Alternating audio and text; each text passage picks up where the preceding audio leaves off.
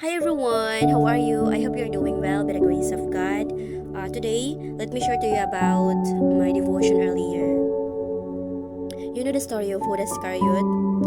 Makikita po natin yung kwento ni Judas sa Lucas chapter 22 verse 3 to 6. Pakinggan natin ang kwento ni Judas. Isa siya sa 12 disipulo ni Jesus. Isang taong sinasabi nating malapit sa Panginoon. Ngunit isang araw, ipinagpalit niya si Jesus sa halagang 30 perasong pilak or 30 pieces of silver lang. Ito yung halaga ng isang alipin noong panahon nila.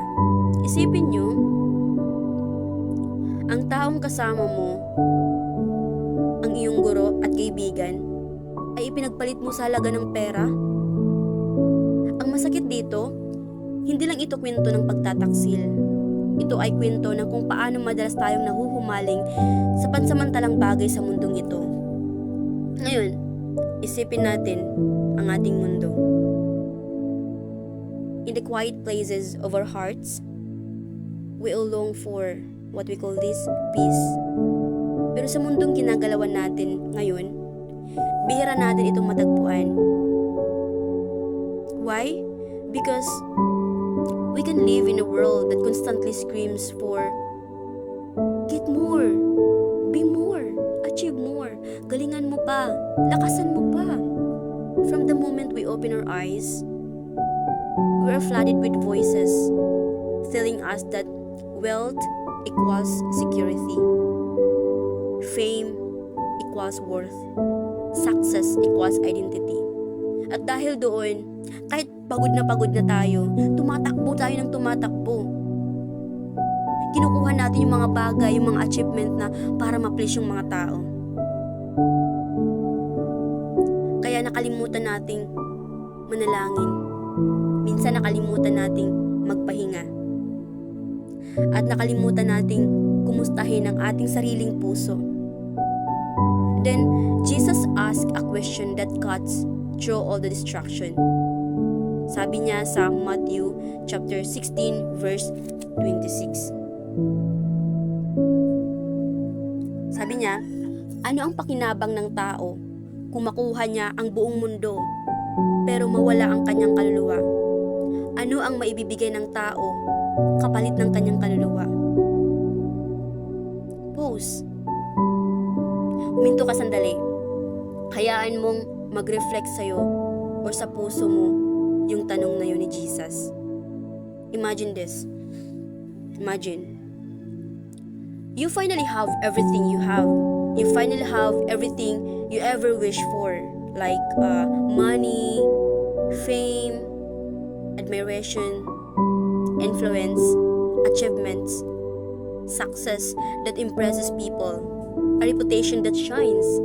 Pero sa likod ng lahat, may katahimikang kumakain sa loob mo, a hollow emptiness, a quiet ache, a silent loneliness that no amount of applause can drown. Like katulad ni Judas, may mga pagkakataong pinagpalit natin ang ating kaluluwa sa pansamantalang bagay or pinagpalit natin yung relasyon natin sa Diyos sa mga pansamantalang kasiyahan dito sa mundo. Like pera, sa pansamantalang tagumpay, like sa papuri ng tao. Pero si Jesus, kahit ipinagpalit natin siya, nanatiling mapagpakumbaba siya at handang magsakripisyo para sa atin. Jesus humbled himself. He became a servant so that we might see the value of love, loyalty, and obedience to God. You know what? Every pleasure the world offers is just a temporary. Lahat pansamantala. Every achievement, every success, every recognition, every like, every praise, they fade like a smoke or parang bula naglalaho. Hindi nila kayang punuin ang tunay na uhaw ng puso mo, ng kaluluwa mo. Your soul. Your soul created to know, to love, and to worship God cannot be measured by money, success, or fame. It is eternal. It is priceless. It is sacred. Kaya, mga kapatid, tanungin natin ang sarili natin. Are we investing our life in what truly matters? Are we investing our life in what truly matters? O nahuhumaling tayo sa mga bagay na kumikinang pero mabilis kumupas? Are your priorities anchored on eternity? Or lost in the endless chase for human approval? Pero, si Jesus is not against ambition. Hindi siya tutol sa mga pangarap mo, sa mga ambisyon natin, mga pangarap natin. But He warns us, do not win the world. Do not win the world and lose yourself in the process. Huwag mong ipagpalit ang kaluluwa mo sa sandaling tagumpay. It is not negotiable. It is worth infinitely more than everything this world could offer. So today, let us pause. Let us breathe. Let your heart speak.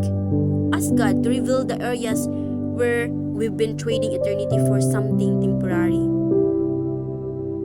And surrender to God. Surrender it to the Lord. Protect your soul. Invest in something that lasts forever. Because at the end of the days, kapag tumigil na ang ingay ng mundo, kapag wala nang palakpakan, kapag wala nang takbuhan, the world will fade. Everything will disappear. But your soul will live on. Yung kaluluwa mo ang haharap sa Father God pagdating ng Judgment Day. It's not about your success, it's not about your money or whatever in this world. It's you on God. So what matters most is your relationship with the Lord. And nothing you gain here, no success, no fame, no applause will ever compare to the eternal joy of walking in God's presence. Walang kapantay ang kagalakang iyon sa langit. Walang kapalit. Walang papalit, walang hihigit. Kaya mga kapatid, huwag nating ipagpalit ang ating Diyos at ang ating relasyon sa Diyos o ang ating kaluluwa sa pansamantalang bagay. Huwag nating hayaan ang mundo ang magdikta kung ano ang mahalaga. Ang tunay na kapayapaan, kagalakan, at kahulugan ng buhay ay makikita lamang sa Diyos at hindi sa mundong ito. So, let's choose love. Let's choose obedience. Let's choose humbleness.